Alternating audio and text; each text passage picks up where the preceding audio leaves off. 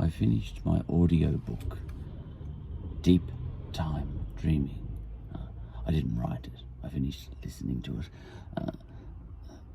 And I didn't quite finish it because I got to the epilogue, and as soon as he started speaking in the epilogue, I said, oh, that'll do. An epilogue often is an opportunity for you to get all poetic.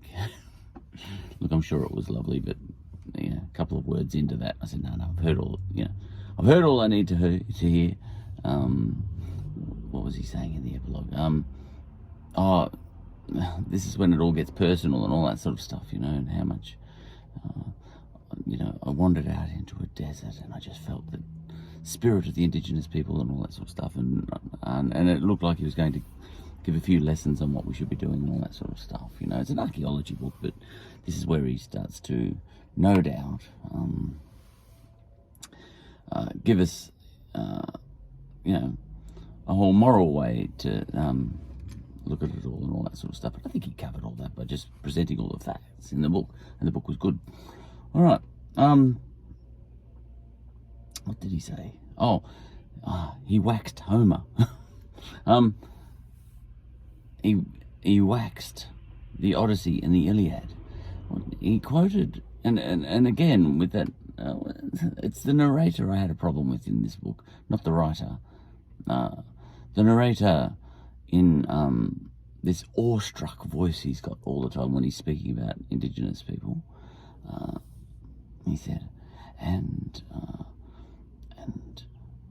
I was thinking as I gazed across the desert of the words that Noel Pearson said once, that our song cycle is the Iliad and the Odyssey of classical Australia. Actually, the epilogue was called Classical Australia.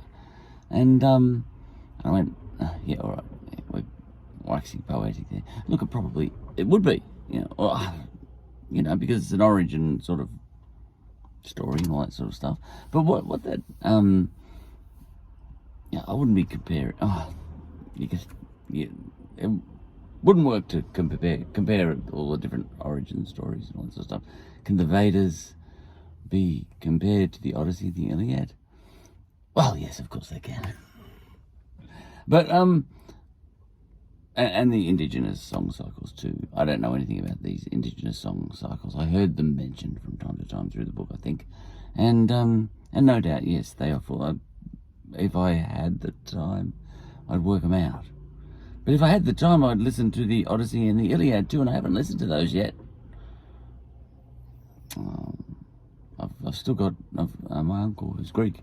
He's given me, uncle by marriage, but uncle.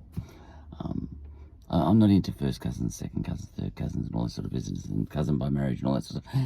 Everyone's a cousin, everyone's an uncle, whatever, everyone's an auntie. And he gave me the CDs, a CD set. See, we used to have CDs of the Odyssey. No, the Iliad. I haven't listened to that yet. I'm still going to. It's on my shelf. And now we don't even use CDs. I'll get there. But it underlines for me again, as I was listening to this account of Noel Pearson, aligning indigenous song cycles, or whatever they were, to the Greek sort of poetic cycles, in order probably for us to respect them. It once again underlines with how much prestige we view the Greek origin stories and all that sort of stuff, and the Greek tradition, of all places. Greece is only a tiny place, and again, here's someone saying, look, in order for you to understand how significant Indigenous Australia is, it is like the Greeks. I said, now this is a compliment to the Greeks. It's obviously the point of him saying that is to say how great Indigenous Australia is, But when people over and over try and explain to you how great they are, and this might be the Romans of old or the indigenous of now, yeah. When consistently, they say, look, if you want to know how great we are, we're like the Greeks. And I think this is a huge compliment to the Greeks. The Romans themselves did that. They wrote themselves into Homer, for their own origin stories. When the Romans wanted to sort of make up their own origin story, they wrote themselves into Homer. And the indigenous people aren't doing that, but one way or the other, when people want to say how great they are, they often compare themselves to the Greeks, and sometimes to the Romans, depending on the context, and sometimes to the Indians, the Vedas and all that sort of stuff, like the Nazis, for example. They read the Vedas and they said, this is great, this is us too. What the Indians are writing in the Vedas, that applies to us. We're those guys in the Vedas, the Aryans, we're them. And these are the prestigious cultures in history. That's probably because they're well understood, but also they've stood, and they're well studied.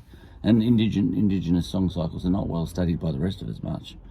I haven't even listened to the Odyssey and the Iliad, so I'm not actually expected to have listened to and understood the indigenous song cycles. I haven't even understood the Greek yet. Can't even speak Greek yet. Never will. I did come across one phrase yesterday though. Chasme me dio bloody vasmus. Said uncle, Greek uncle, Essendon. We lost by 2 points yesterday to Greater Western Sydney, and he was on the phone to someone. Well, it was someone who also came from his village in Sparta, and he was reporting that Essendon lost by 2 points, and that's how. Hasame me dio bloody Vathmus.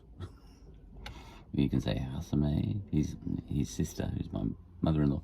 You can also say, Hasame Apple Deo bloody Vathmus. Vathmus means points or numbers or degrees, all that sort of stuff. All right, all right. So look, as I heard the start of the epilogue, just before I turned off the epilogue, I heard a compliment in there to the Greeks. That's all. End of that book, by the way. I'm on to another one now, a geology book.